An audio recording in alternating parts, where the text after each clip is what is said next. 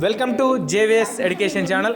ఇప్పుడే అందిన తాజా వార్త అని చెప్పడానికంటే ఖచ్చితమైన సమాచారం అని చెప్పొచ్చు. ఏంటి సార్ ఖచ్చితమైన సమాచారం అంటున్నారు? ఇప్పుడే ఈటీవీ దాంట్లో హెచ్ఎం టీవీలో టీవీ9లో స్క్రోలింగ్ వస్తుంది అండి. ఏంటంటే 22-23 తారీఖున ఈసీని కలిసిన ఆంధ్రప్రదేశ్ ప్రభుత్వ విద్యాశాఖ తరపున వ్యక్తులు అని ఇవ్వడం జరిగింది. దీంట్లో ఏమున్నాయంటే ప్రధానంగా 30 అంశాల అజెండాతో కలవడం జరిగింది. ఆ 30 అంశాల అజెండాతో ఈసీని ఏమని కోరారు అంటే టెట్ రిజల్ట్స్ వదలడం, దానితో పాటు టెట్కి సంబంధించిన ఎగ్జామ్ కండక్ట్ చేస్తాం అన్న సూచనలతో పాటు ఆన్లైన్లో నిర్వహించడం ద్వారా ఎటువంటి ఆటంకాలు జరగవు అని సవివరంగా ప్రభుత్వం అయితే ఎక్స్ప్లెనేషన్ అయితే ఇవ్వడం జరిగింది అని క్లియర్ కట్గా అర్థమవుతుంది. దీనిపై తెలుగుదేశానికి ముఖ్య కార్యదర్శి అయిన అచ్చెన్నాయుడు గారు బాధ వ్యక్తం చేయడం జరిగింది అని అర్థమైంది. దీని అర్థం ఏంటి?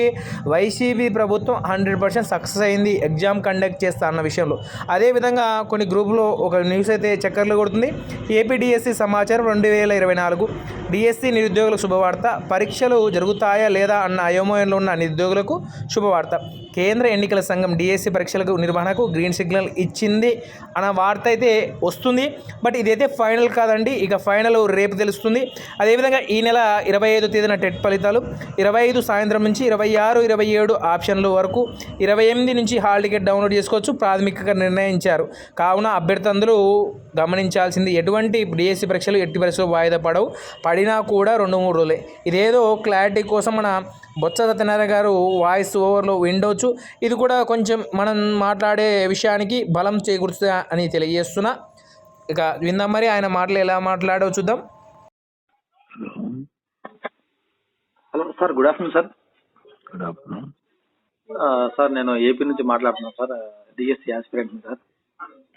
ఇంకోలమ్మా సార్, మన డిఎస్సి జరుగుతుందా లేదా అని చెప్పేసి అయోమయంలో ఉన్నాను సార్.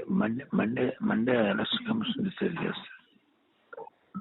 Okay sir. అదే సార్, మనకి జరుగుతుందంటే మేము హ్యాపీగా చదువుకొని ప్రస్తుతానికి జరుగుతుంది అనుకునే కంటిన్యూ అవ్వండి. Sir okay sir, thank you sir. విన్నారు కదండి. దీన్ని బట్టి ప్రభుత్వం తరపున ప్రధానంగా మనం విద్యాశాఖ మంత్రిగా భావిస్తున్నాం కాబట్టి ఆయన మాటలైతే జరుగుతుంది. సరే సార్, ఇది ఏదో ఎంతవరకు నమ్మలేంలే అనుకున్నంటే దాదాపు జాబ్ ఇన్ఫర్మేషన్ పై మునఫ్ సార్ ఇవ్వడం జరిగింది. ఇది 100% సారు మంచి న్యూస్, కరెక్ట్ న్యూస్ అయితేనే జెన్యూన్ అయితే అప్లోడ్ చేయడం జరిగింది. ఎన్నికల కోడ్ అమల్లో ఉండగా 30 అంశాలతో ఒక ఎజెండా తయారు చేసి వాటికి అనుమతి ఇవ్వాలని ప్రస్తుతం వైఎస్ఆర్సీపీ ప్రభుత్వం ఎన్నికల కమిషన్కు పంపడం జరిగింది. ఎన్నికల నియమావళికి విరుద్ధమని అచ్చెన్నాయుడు అభ్యంతరం తెలుపుతూ ఎన్నికల కమిషన్ దృష్టికి తెలిపారు.